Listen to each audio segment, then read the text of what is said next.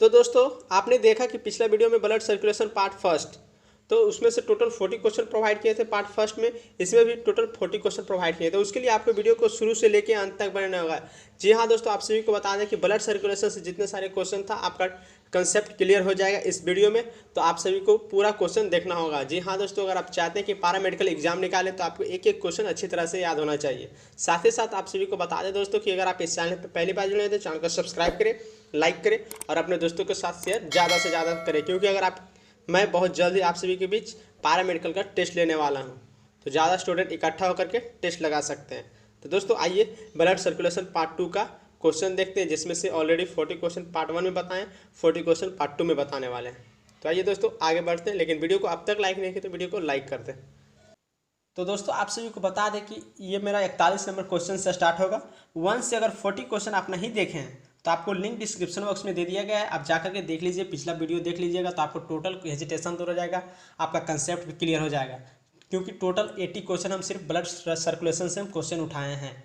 आपका topic wise हम syllabus complete करना चाहते हैं। तो दोस्तों आशा करते हैं कि वीडियो अच्छा लग रहा होगा, तो वीडियो को लाइक करते चले और अपने दोस्तों को ज़्यादा से ज़्यादा शेयर करते चले, क्योंकि जब टेस्ट लेंगे तो भीड़ ही होगा। अगर आप एक सीट पे 10 स्टूडेंट फाइट कीजिएगा तो आपको टेस्ट देने में बहुत ही मज़ा आएगा।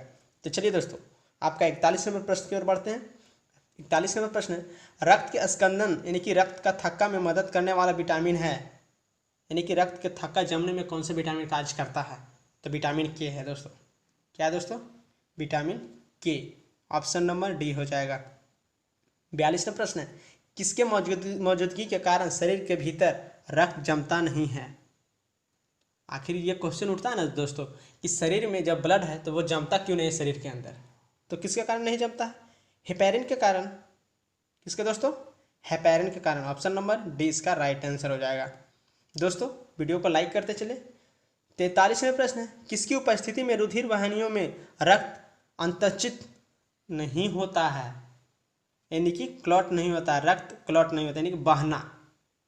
अंतचित मतलब क्या होता है दोस्तों? बहना। यहाँ इंग्लिश में बोला गया क्लॉट, क्लॉट मतलब होता है बहना। तो क्या होगा इसका राइट आंसर दोस्तों? इसका राइट आंसर हो जाएगा हेपेरिन की उपस्थिति में। ऑप्शन नंबर सी इसका राइट आंसर है, हेपेरिन की उपस्थिति में।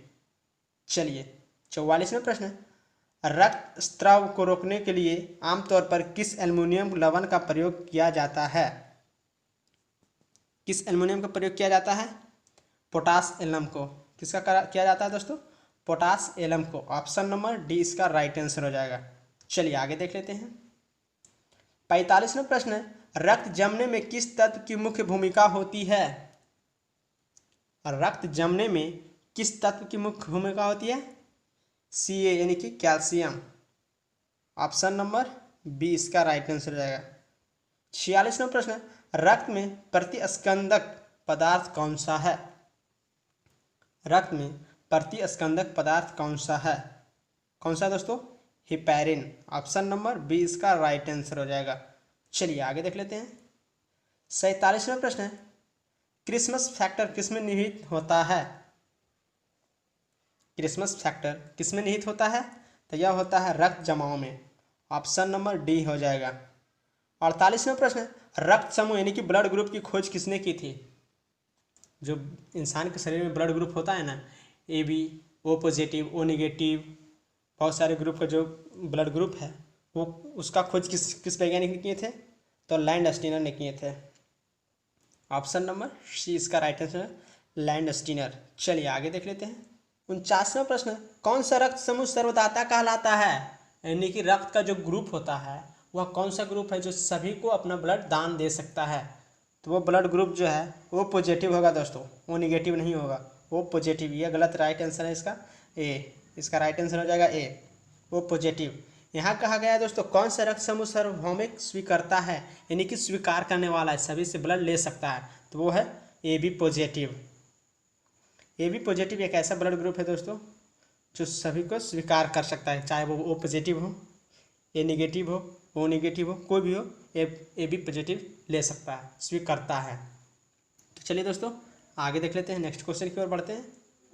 51 नंबर प्रश्न है, ए बी रक्त समूह में क्या पाए जाते हैं? एंटीबॉडीज नहीं रहते हैं। क्या नहीं रहते हैं? एंटीबॉडी। ऑप्शन नंबर बी इसका राइट आंसर हो जाएगा। 52 नंबर प्रश्न है, यदि माता पिता में से एक का रुधिर वर्ग AB है और दूसरे का O, तो उनके बच्चे का संभावित रुधिर वर्ग होगा। यानी कि कहा गया है दोस्तों कि माता पिता के रुधिर यानी कि उसके ब्लड ग्रुप है AB है और दूसरे का O है, तो उसके बच्चे का जो होगा ब्लड ग्रुप कौन सा होगा। तो उसका बच्चे का होगा या तो A ग्रुप का होगा या फिर B ग्रुप का। इसका right answer option number A। अब तो चेक करने के बाद ही पता चलेगा दोस्तों कंफर्म कि कौन सा होगा। तो चलिए आगे देख लेते हैं। 53 नंबर क्वेश्चन कर रहा है दोस्तों, रक्त के AB वर्ग वाला व्यक्ति ऐसे व्यक्ति को रक्त दान कर सकता है जिसके रक्त का वर्ग हो। जिसके रक्त का वर्ग कैसा होना चाहिए, AB, यानी कि AB उसी को सिर्फ दान दे सकता है जिसका ऑलरेडी ब्लड ग्रुप क्या होना चाहिए, AB होना चाहिए। 54 नंबर प्रश्न है, रुधिर वर्ग B वाला व्यक्ति निरापद कौन से रुधिर वर्गों के व्यक्तियों को रक्तदान दे सकता है। किसको दान दे सकता है, B तथा AB, B तथा AB। चलिए इसका right answer option number B हो जाएगा, D हो जाएगा। 55 नंबर प्रश्न है, AB रक्त वर्ग वाले व्यक्ति को सर्वाधिक आदाता कहा जाता है क्योंकि किस लिए कहा जाता है, क्योंकि उसमें रक्त की प्रतिपिंड का अभाव होता है। किसका अभाव होता है, प्रतिपिंड का अभाव होता है, इसलिए इसका right answer option number A हो जाएगा। 56 नंबर प्रश्न है, रक्त समूह O वाला व्यक्ति किसी रक्त समूह के व्यक्तियों से रक्त ले जा सकता है। रक्त ले जा सकता है दोस्तों, किसका ले जा सकता है, केवल O का ले जा सकता है, यानी कि O वाले ब्लड ग्रुप ही सिर्फ O वाले को ले जा सकता है। चलिए आगे देख लेते हैं। 57 नंबर प्रश्न है, यदि एक पिता का रक्त वर्ग A और माता का रक्त वर्ग O, तो बताइए कि उनके पुत्र का कौन सा रक्त वर्ग हो सकता है। कौन सा हो सकता है, O। इसका right answer option number C हो जाएगा। 58 नंबर प्रश्न है, गुर्दे को रक्त पूर्ति करने वाले रुधिर वाहिका है। रुधिर वाहिका कौन है, वृक्क है, यानी कि वृक्क धमनी। ऑप्शन नंबर A इसका राइट आंसर हो जाएगा। चलिए दोस्तों आगे देख लेते हैं। 59 नंबर प्रश्न, निम्नलिखित में से कौन ऑक्सीजन रहित रक्त मानव शरीर के विभिन्न भागों से हृदय में लाता है।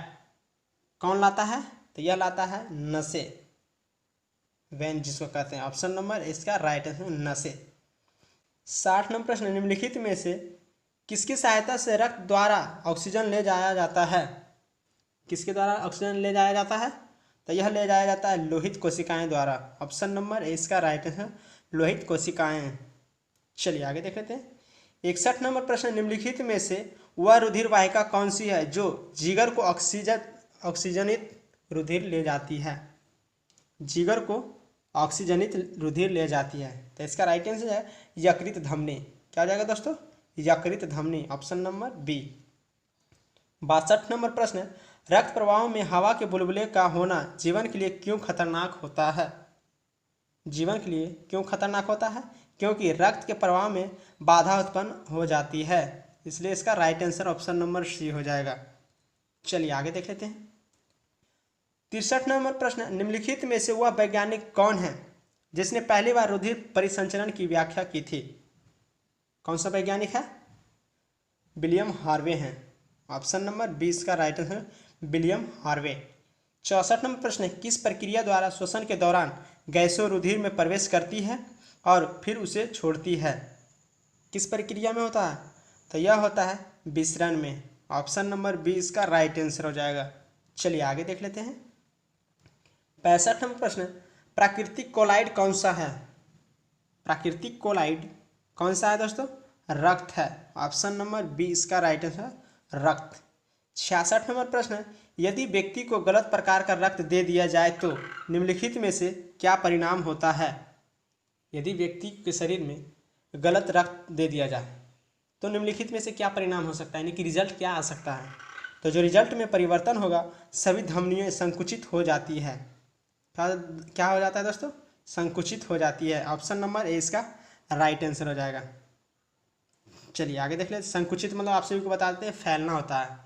सिकुड़न मतलब होता है सिकुड़ जाना, संकुचित मतलब होता है फैलना, यानी कि रिएक्शन कर जाता है।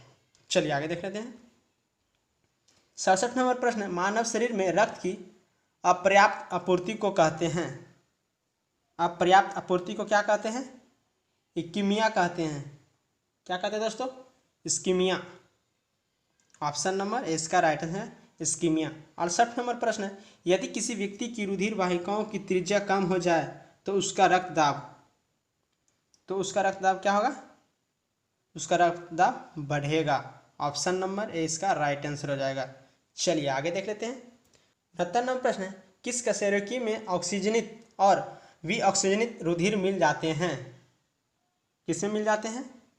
उभयचर में मिल जाते हैं। ऑप्शन नंबर बी इसका राइट आंसर हो जाएगा। 70 नंबर प्रश्न है, निम्नलिखित में से किसका सहसंबंध रक्तचाप से है? किसका संबंध है? अधिवृक्क से है। ऑप्शन नंबर डी इसका राइट आंसर है अधिवृक्क। चलिए आगे देख लेते हैं।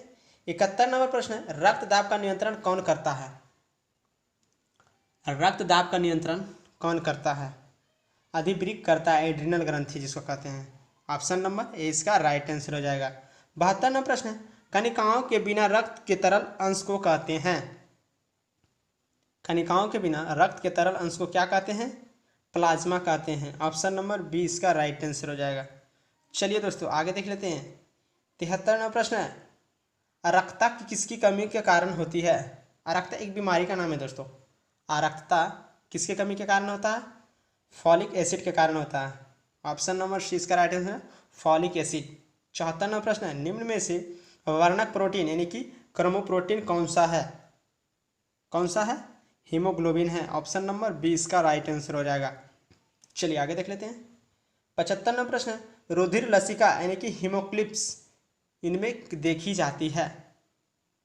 रुधिर लसिका इनमें देखी जाती है यानी कि किसमें देखी जाती है? तो देखी जाती है संघी पाद में यानी कि ऑर्थोपोड जिसको कहते हैं। ऑप्शन नंबर डी हो जाएगा राइट आंसर। 76 नंबर प्रश्न है, केचुए की पृष्ठीय रुधिर वाहिका में रक्त का प्रवाह किस ओर होता है? जिसको कहते हैं अर्थवॉर्म केचुआ, तो उसमें जो रक्त प्रवाह होता है कैसे होता है? तो वो होता है अग्रगामी। कैसे होता है दोस्तों? अग्रगामी मतलब आगे से पीछे। ऑप्शन नंबर सी इसका राइट आंसर। अग्रगामी मतलब होता है आगे से पीछे। चलिए आगे देख लेते हैं।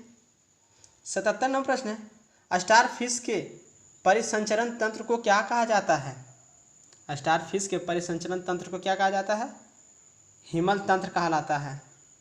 ऑप्शन नंबर सी इसका राइट आंसर हिमल तंत्र। 78 नंबर प्रश्न है, हीमोफीलिया होता